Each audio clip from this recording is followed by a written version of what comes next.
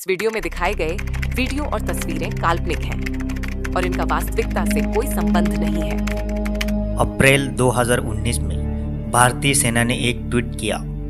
उनके पर्वतारोहण अभियान दल ने 9 अप्रैल 2019 को नेपाल में स्थित मकालू बारुल नेशनल पार्क के पास 32 बाई 15 इंच के पैरों के निशान देखे गए हैं। कुछ स्थानीय लोग कह रहे थे कि ये निशान हिमालय क्षेत्र में पाए जाने वाले हिममानव यानी कि यति के पैरों के निशान है। भारत के ग्रामीण इलाकों में कई किस्से कहानियां प्रचलित होती है, जिनमें कई बार अजीब से कैरेक्टर होते हैं, जिनमें हिममानव, आदिमानव या फिर विशालकाय कोई अन्य जानवर पाए जाते हैं। वर्तमान में ऐसी ही एक विशाल हिममानव की चर्चा हिमालय के क्षेत्र में पाए जाने को लेकर है। इसे स्थानीय शेरपाओं की लोकल भाषा में एती कहा जाता है। ADGPI Indian army Twitter handle पर कुछ तस्वीरें पोस्ट की गई है, जिनमें बर्फों पर कुछ निशान दिख रहे हैं और कहा जा रहा है कि ये निशान हिममानव यानी कि एती के हो सकते हैं।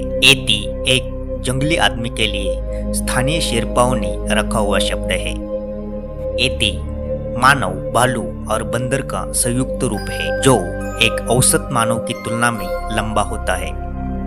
इसका वजन 100 से 180 किलोग्राम माना जाता है। ऐसा माना जाता है कि एती हिमालय की उच्च ऊंचाई वाले क्षेत्रों में रहता है, जहां अधिकांश मनुष्य रहना पसंद नहीं करते हैं और वहां पर विषम परिस्थितियां होने के कारण जीवित नहीं रह पा सकते। इस हिममानव के विशाल आकार के कारण इसे अमेरिका जैसे देशों में बिगफुट या बदसूरत हिममानव कहा जाता है। पहली बार भारतीय सेना माउंट टांजानिंग एक्सपेडिशन टीम ने हिममानव एती के रहस्यमय पैरों की तस्वीरें क्लिक की है। रहस्यमय हिममानव को पूर्व में मकालू बारुल नेशनल पार्क में देखा गया है। उल्लेखनीय बात यह है कि माउंट मकालू दुनिया का 5वां सबसे ऊंचा पर्वत है। यह चीन और नेपाल के बीच की सीमा पर स्थित है और माउंट एवरेस्ट से लगभग 12 मील की दक्षिण में है।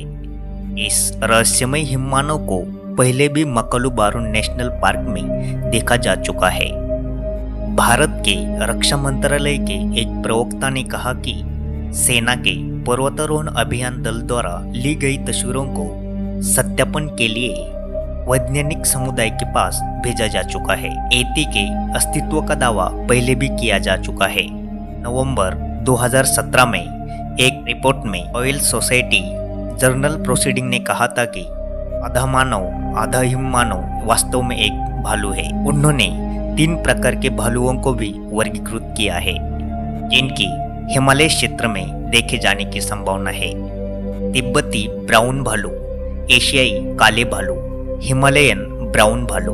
University of buffalo college of art and science में एसोसिएट प्रोफेसर चार्लोट लिंडक्विस्ट ने दावा किया था कि हमारे निष्कर्ष से इस बात की पुष्टि करते हैं कि एती नामक हिममानव के जैविक प्रमाण बायोलॉजिकल प्रूफ स्थानीय भालू में पाए जा सकते हैं।